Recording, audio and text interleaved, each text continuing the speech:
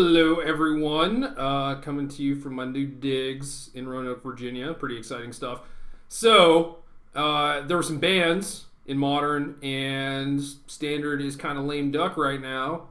So, I guess we try and play Modern and hope we don't play against too many Splinter Twins, and obviously play a deck that has no cards that got banned from it. So, playing this deck that I featured on Daily Digest should be going up the same day as this video, which is kind of cool.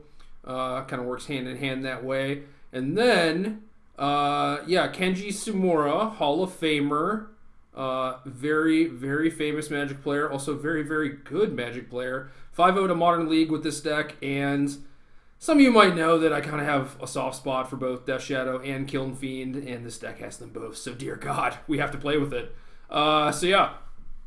There were some Suicide Zoo decks, Zooicide, as some people call them.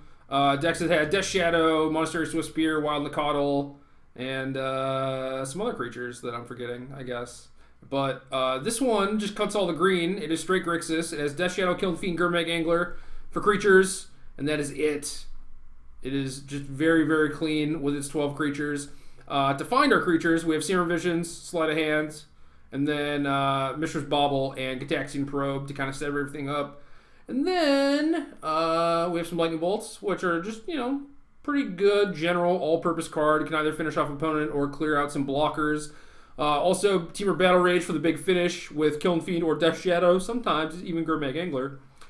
A couple of mutagenic growths. Well, a few, I guess. A couple is technically two, but a few mutagenic growths to both protect our Kiln Fiends from Lightning Bolts, but to also make our Death Shadows really big. And again, sometimes our Angler's really big. So, Growth and Angler, Battle Rage it, that's 14. Maybe our opponent fetched a Shock, and we have a Lightning Bolt, and that's 20. So that's kind of the game plan. And then also we have 4 Stubborn Denials, which work pretty well with all of our creatures because we should have Ferocious. Cool thing about this is that you can cast it with the Kiln Fiend in play, and the trigger will resolve, and then your Stubborn Denial will just be a hard negate for 1 mana, which is pretty great. So that is really cool. I like that aspect of this deck too. Gives you a little protection and allows you to put up a little bit of a fight against actual combo decks. But this is mostly trying to be a turn 3 kill deck. So sometimes that's not going to work out. When I played the Nimegas deck at Pro Tour Return to Ravnica, it certainly did not work out in my favor. I tried to, turn 2 and turn 3 some people, but just ended up where they killed all my stuff. So it's nice to have this Stubborn Denial as a little bit of protection. 17 lands, pretty light mana base, only 4 actual lands.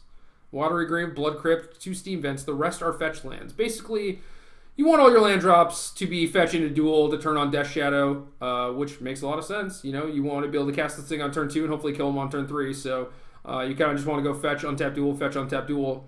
So things like Darkslick Shores kind of look like they would be sweet here, but they're actually just not, because they don't actually deal you damage. So yeah, having just a bunch of fetches is kind of better. And sure, once you have 5 lands, your fetches don't really do anything. I guess they could grow your Death Shadow a little bit, or maybe put a card in your graveyard for Gurmag Angler, but this deck can't really do anything with its 5th mana anyway, so who cares?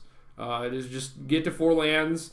If you're playing a 5th land, well, something has gone horribly wrong, I guess. But that is it for the main deck. Pretty straightforward. I think Lightning Bolt is the only card that people might be like, I don't think I really need this, but I'm not sure what you would play instead. There's not really a good cantrip or a good threat, so I do like the Lightning Bolts.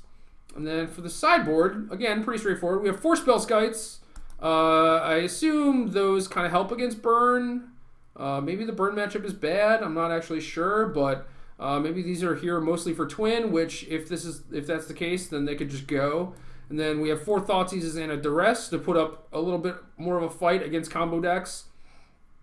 And Duress could also potentially come in against burn. I like the Swamp. The Swamp is also a thing that could come in against burn, but it might actually just come in against decks with Path to Exile. I'm not really sure. I mean, I would bring it in, but yeah. I'm not really sure what it's there for specifically. We have 3 Line of the Voids. This deck basically operates under maximum efficiency. There are a lot of 0 and 1 mana spells. So anytime you can board in a sideboard card that just costs 0 mana, that's pretty great. And Leyline does mess up a lot of the decks in the format, including stuff like Grixis Control. And then we have 2 Dismembers.